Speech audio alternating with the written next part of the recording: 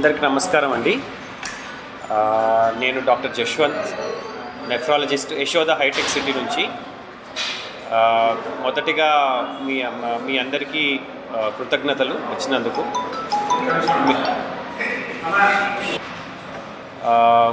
ఈ దీర్ఘకాలిక కిడ్నీ సమస్యలు ఉన్న వాళ్ళకి కిడ్నీ ట్రాన్స్ప్లాంట్ అనేది ఒక పునర్జన్మ లాంటిది. వీరికి డయాలిసిస్ కూడా అందిస్తాము. డయాలిసిస్ మనకు ఒక బ్రిడ్జ్ థెరపీ లాంటిది. మనకు కొన్ని రోజులు డయాలిసిస్ పనికి వస్తుంది, కానీ దీర్ఘకాలికంగా మనకు అత్యుత్తమ ట్రీట్మెంటు కిడ్నీ ట్రాన్స్ప్లాంట్, అంటే కిడ్నీ మార్పిడి ఆపరేషను. మన హాస్పిటల్లో దాదాపు 350 కిడ్నీ ట్రాన్స్ప్లాంట్ ఆపరేషన్లు చేశాము. పూర్వము బ్లడ్ గ్రూప్ మ్యాచింగ్ ఉండవలసింది కంపల్సరీగా ఉండేది. ఇప్పుడు ఆ అవసరం లేదు.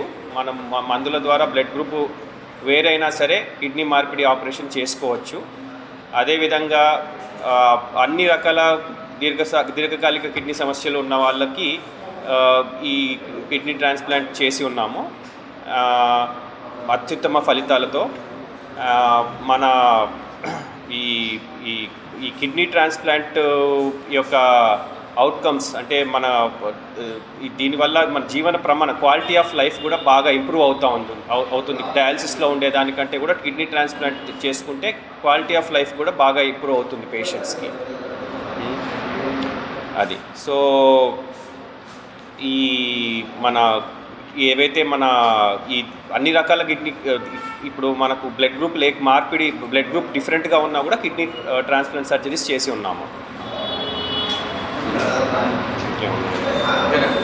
అంతే.